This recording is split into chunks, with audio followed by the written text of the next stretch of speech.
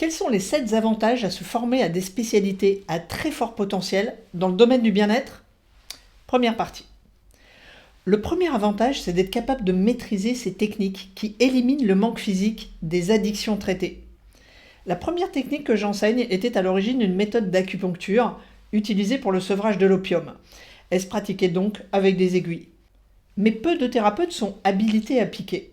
Elle sera donc réservée aux médecins, aux dentistes et aux sages-femmes. La deuxième technique est particulièrement intéressante puisqu'elle est accessible à tous. Et c'est une technique de réflexologie faciale très simple avec juste 2 points à stimuler. En fait, ce sont les mêmes que ceux utilisés en acupuncture avec exactement les mêmes résultats. Seul le nom de la technique change, ce qui vous permet légalement de la pratiquer.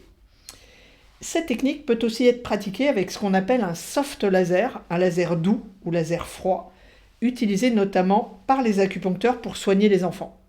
Nous utilisons cette même technique au laser pour le sevrage du sucre et d'autres substances, mais aussi pour traiter le stress, parce qu'au-delà d'éliminer le manque physique, son deuxième effet, qui n'a jamais été exploité jusqu'à présent, est particulièrement surprenant et original pour chasser les idées noires et remonter le moral de quelqu'un en moins de 2 séances, et souvent en une seule.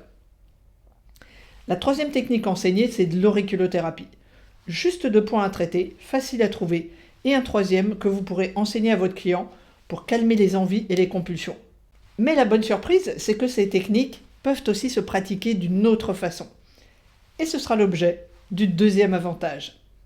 Alors cliquez sur le lien dans ma bio pour plus d'informations. Et regardez dès maintenant la deuxième partie des 7 avantages à se former à ces spécialités à très fort potentiel que sont le sevrage du tabac, le sevrage du sucre et la gestion du stress.